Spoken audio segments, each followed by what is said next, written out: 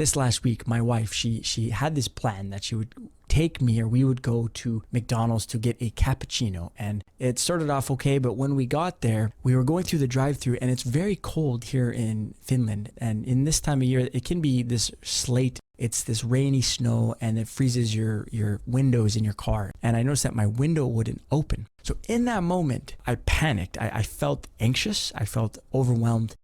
So we drove up to the intercom, and since I couldn't open my window, I just cracked open my door. I was a little on edge with the whole window thing, and so I just quickly said, get 2 cappuccinos. And all of a sudden, right before he was going to tell me how much it cost, my wife said, no, only 1 cappuccino. And what that meant was that I was supposed to ask her what she wanted. And so I just said, okay, 1 cappuccino. And then I closed the door, and then I drove away. And obviously that was not a good decision, because guys, you are supposed to take note of what your wife wants and what she says. And so I was looking onto the app, what she could buy, but already at that point, I think I had kind of dropped the ball.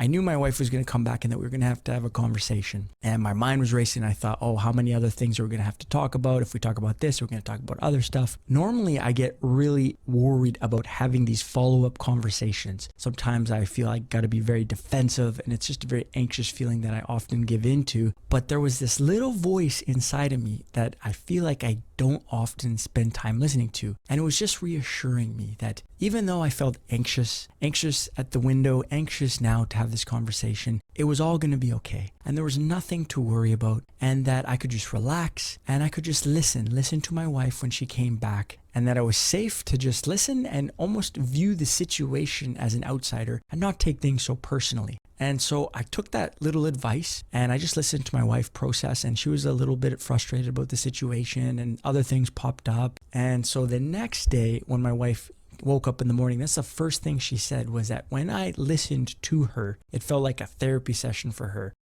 And what I'm encouraged by is that it's true how the scripture says that we overcome the flesh, we mortify the flesh by walking in the Spirit, and we walk in the Spirit by setting our mind upon the Spirit. And I believe that is the law of the Spirit of life. And it's encouraged me to just continue to listen to that still small voice. Because some of us, like myself, we had some difficult upbringings with when our parents divorced, and my dad, he wasn't really a good example of what it means to be a father. But I am encouraged because I can see that the Father, he recognizes those, and he wants to teach them and lead them and guide them into all truth, because the truth will set us free. And so much of this talk about walking in the Spirit, and that there is no condemnation for those who are in Jesus Christ, this is not always a heaven or hell thing. This is how we walk in freedom, and so that we're not in bondage and we're not slaves to sin.